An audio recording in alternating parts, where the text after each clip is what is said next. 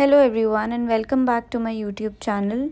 Today we'll be having a tutorial of faux calligraphy. We will begin with chapter 2 today. If you want to refer to chapter 1, you can click on the top right hand corner of this video. So first things first, we'll be going to learn some supporting strokes today, and along with that we'll also learn a few rules that we need to take care of before we deep dive into the actual letters. So let's get started without any further ado. So the first supporting stroke starts from top to bottom and it is an extension to downward stroke. As you can see here, I have started and doubled up the inner side of the stroke and I have made this small little curve on the upward and the downward section. It again has two variants. One is the 60-degree angle, then another one, as you can see here, is the 90-degree angle. Both of these are correct. You can choose whatever you like as per your need in the moment. But then again, if you see the third one, I have depicted here how you don't need to actually do your doubling up first. If you can see here, I started from the outside end of the exact corner of the turn point. So this is something that we don't want to do because it does not look as clean as when we do it from the inside of the corners, and it also makes your stroke a little bit more thick. So now we'll move on to the next supporting stroke. As you can see here, it is the horizontal version of the first one. It is exactly same but from left to right. So we do a little curve, then we create a straight line, and then we again end it with another curve. So it forms like an S shape but horizontally. Again, as you can see here, I have basically it is a 180-degree angle, and then again you need to double it up from the inside of the stroke. I have depicted it here with twice or thrice so that you get more clarity.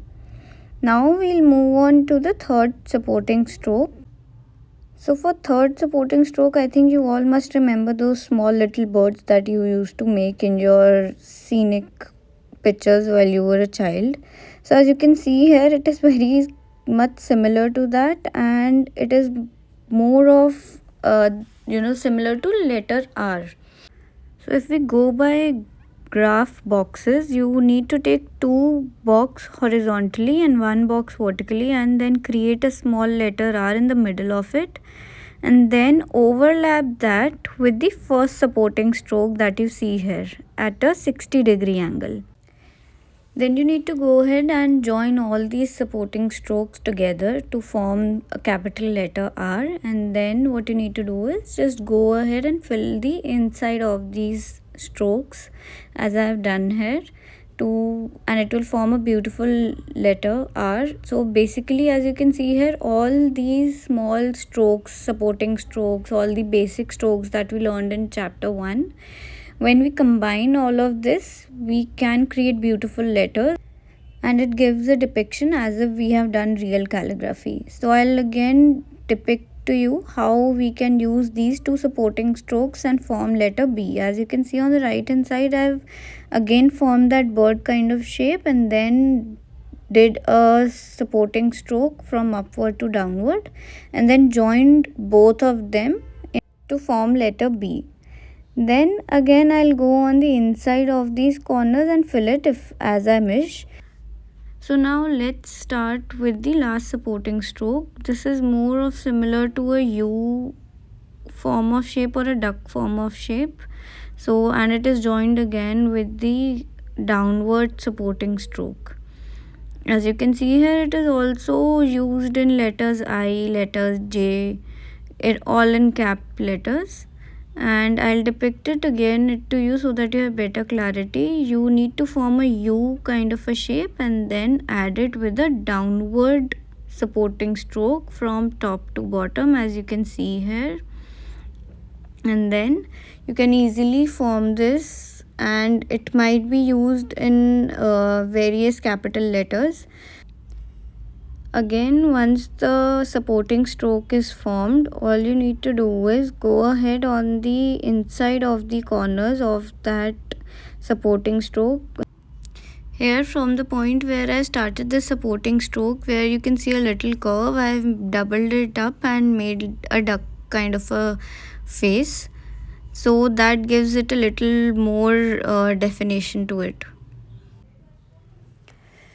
So now we'll go ahead and learn some basic rules before we move on to the actual faux calligraphy and hand lettering. So all these rules relate to the height, like which height do we need to use for which letter. So X depicts the height here. So, as we all learnt in chapter 1, that we have 4 baselines. One is the baseline, one is the waistline, another is the ascender line, and then another one is the descender line. So, these 4 lines actually divide your graph bases into 3 parts, and out of which the letters that you are seeing here, A, C, E, M, N, O, X, etc., these use the X height, and there are other letters like S, R, U, W. All these also use the X height, which includes the starting from the waistline and ending to the baseline. Again, then there's another rule for a few of the other letters, where we use the X height as well as the ascender height. So here we start from the ascender line and end towards the baseline. So and we use 2 sections here, and these are the letters which are B, D, H, K, L, where we use ascender and the height. So there's one more rule, and you might have already seen it in newspapers if you read newspapers even on the internet. So the first way what I have written here is where T is a little bit smaller than H, and there's another way now that I'll depict where T is of equal height to H. Now the correct way to write the or the is the first one that I have depicted here, where T is a little bit smaller than H, because that is the correct rule, which as I already told you might have read in some newspapers as well.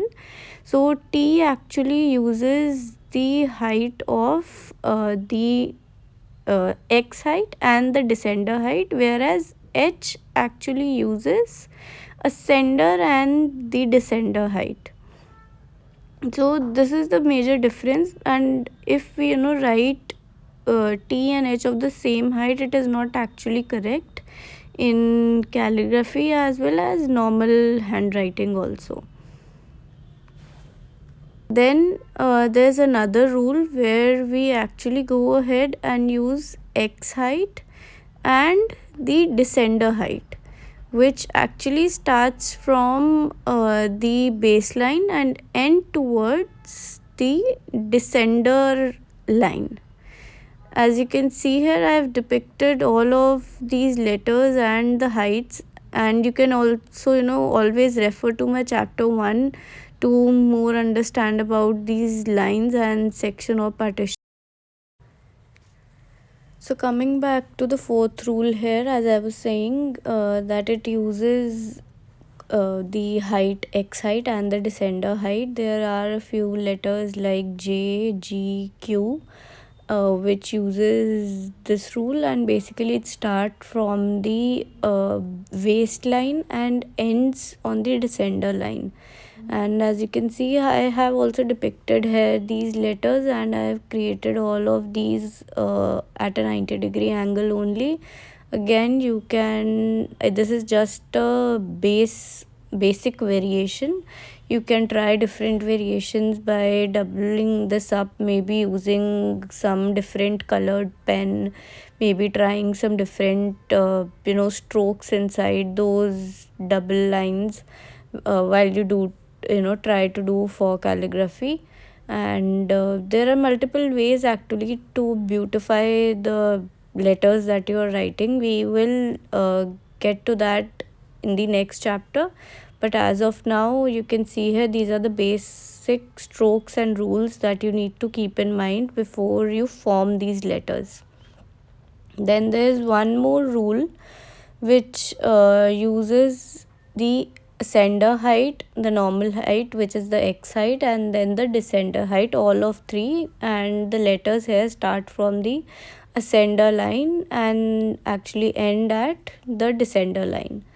And here you can see it consists of letter F. So F letter actually is a combination of the first supporting stroke that we learned in this chapter, and basically you just go ahead and form a supporting stroke, straight supporting stroke, and create a sleeping line at the ascender height.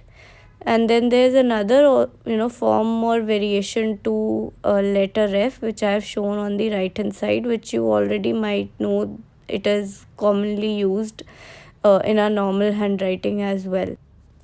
So with this we come to an end to chapter 2. Please do not forget to like, share, subscribe this video. Also, please don't forget to share your comment and feedback of this series, and I'll be happy to share more such videos and series if this helps you. And even if you want me to make any other kind of videos, do let me know in the comment section below. Thank you so much, and I'll see you in my next video.